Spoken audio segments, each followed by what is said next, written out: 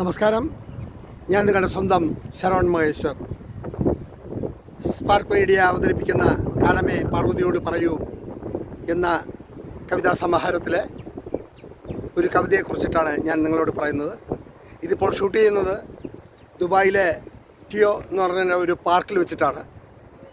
1-2 ദിവസത്തിനുള്ളിൽ നാട്ടിലോട്ട് വരാനുള്ള തിരക്കിലും എൻ്റെ സുഹൃത്ത് ശ്രീ പ്രശാന്ത് പയ്യന്നൂരിൻ്റെ കാറിൽ അദ്ദേഹം ലീവ് എടുത്തിട്ടാണ് ഇന്ന് ഇതിനു വേണ്ടി എന്നോടൊപ്പം ഇവിടെ എത്തിയിട്ടുള്ളത്.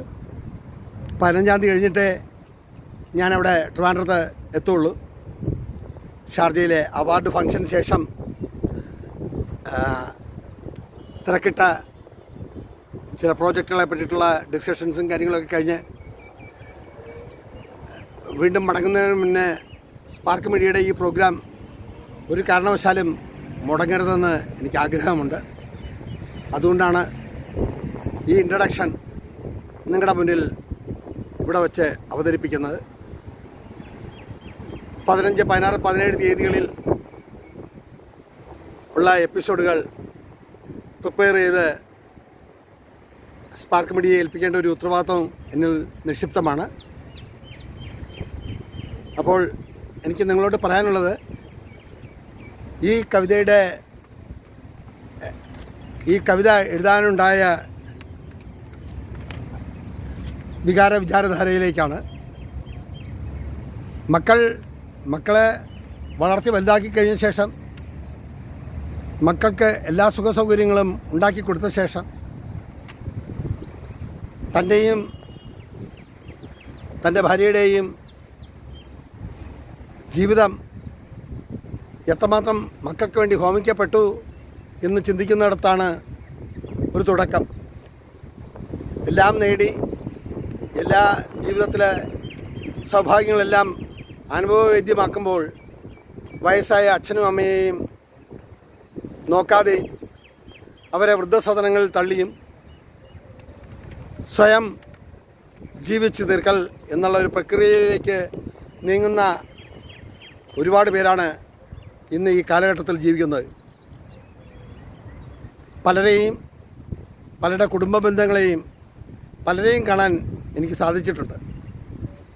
അപ്പോൾ അങ്ങനെ ഉള്ളതിൽ നിന്നും വ്യത്യസ്തമായ ചിലർ തൻ്റെ അമ്മയെയും അച്ഛനെയും ദൈവം കണക്കെ അവരെ നോക്കുകയും കാക്കുകയും ചെയ്യുന്നത് കാണുമ്പോൾ സന്തോഷവും തോന്നാറുണ്ട്. അങ്ങനെ ആയിരിക്കണം എപ്പോഴും. ജീവിതമെന്ന ഒരു നീർക്കുമുള, അത് എപ്പോൾ വേണമെങ്കിലും പൊട്ടിപ്പോകാം. പക്ഷേ ആ കുമിളയായി വർത്തിക്കുമ്പോൾ അതിന് ആ രൂപവും ഭാവവും നൽകുന്നവരെ എന്നും ഓർക്കേണ്ട ഒരു കടമ കൂടിയുണ്ട്. അങ്ങനെയാണ് ഈ കവിതയുടെ ജനനം. ഈ കവിതയിലെ ഏതാനും വരികൾ ഞാനിവിടെ വായിച്ച് കേൾപ്പിക്കാം. ജന്മം നൽകിയ അമ്മയും ജന്മഹേതുവായ അച്ഛനും നമ്മുടെ ജീവിതത്തിൻ അസ്തിത്വമത്ര. വളർച്ചയുടെ പടവുകൾ കയറുമ്പോൾ ഒന്നുമറിയാതെ മുന്നോട്ടു പോകുന്ന മക്കളെ കുറിച്ചോർക്കാൻ കഴിയുക അമ്മയും അച്ഛനുമെന്ന ബിംബങ്ങൾ മാത്രം.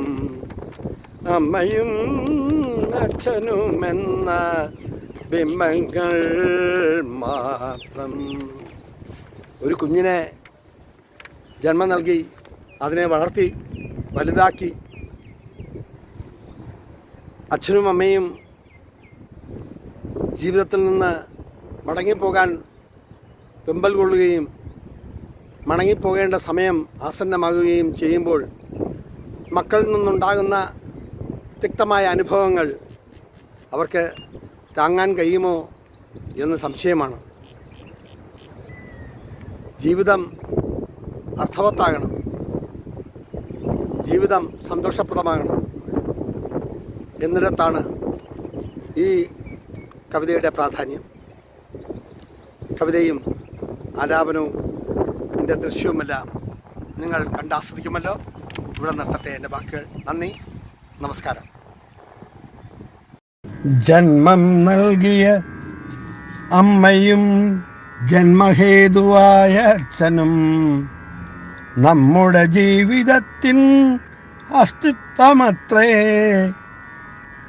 വളർച്ചയുടെ പടവുകൾ കയറുമ്പോൾ ഒന്നുമറിയാതെ മുന്നോട്ടു പോകുന്ന മക്കളെ കുറിച്ചോർക്കാൻ കഴിയുക അമ്മയും അച്ഛനുമെന്ന ബിംബങ്ങൾ മാത്രം. ജന്മം നൽകിയ അമ്മയും ജന്മഹേതുവായ അച്ഛനും നമ്മുടെ ജീവിതത്തിൻ അസ്തിത്വമത്രേ.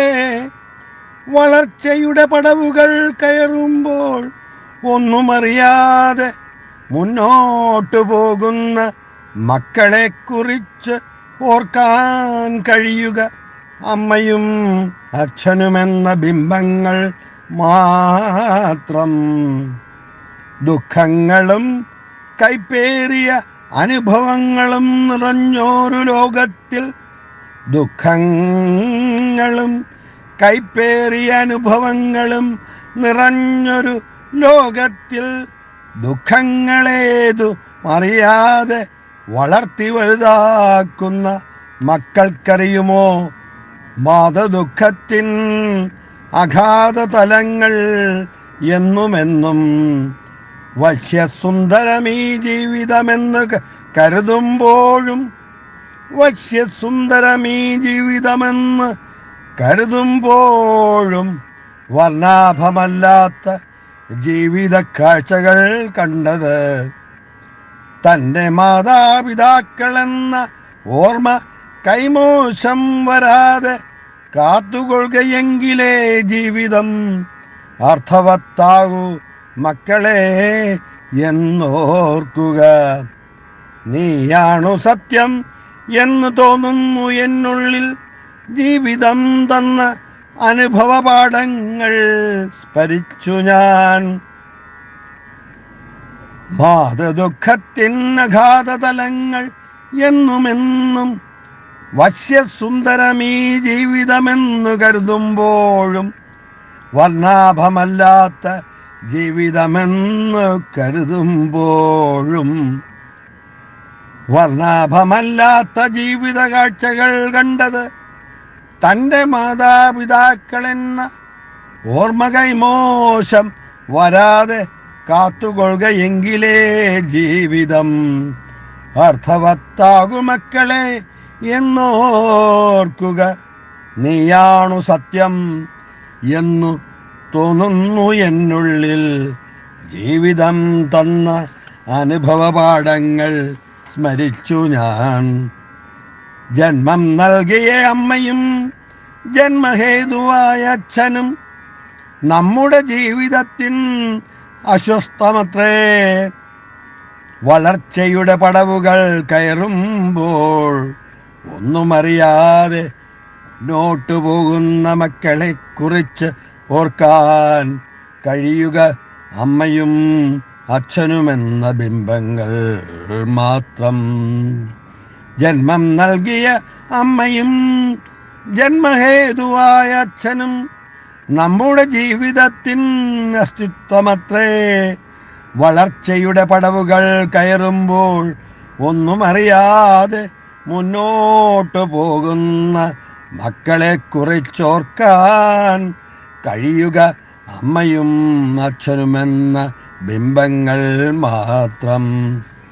ദുഃഖങ്ങളും കൈപ്പേറിയ അനുഭവങ്ങളും നിറഞ്ഞൊരു ലോകത്തിൽ, ദുഃഖങ്ങളും കൈപ്പേറിയ അനുഭവങ്ങളും നിറഞ്ഞൊരു ലോകത്തിൽ ദുഃഖങ്ങളേതുമറിയാതെ വളർത്തി വലുതാക്കുന്ന മക്കൾക്കറിയുമോ മാതൃദുഃഖത്തിൻ അഗാധ തലങ്ങൾ എന്നുമെന്നും.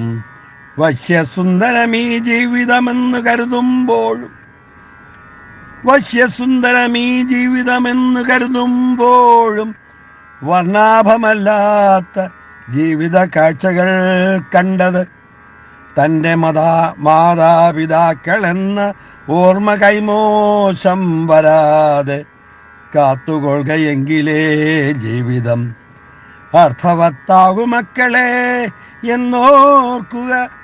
നീയാണു സത്യം എന്നു തോന്നുന്നു എന്നുള്ളിൽ. ജീവിതം തന്ന അനുഭവ പാഠങ്ങൾ സ്മരിച്ചു ഞാൻ. ജീവിതം തന്ന അനുഭവ പാഠങ്ങൾ സ്മരിച്ചു ഞാൻ.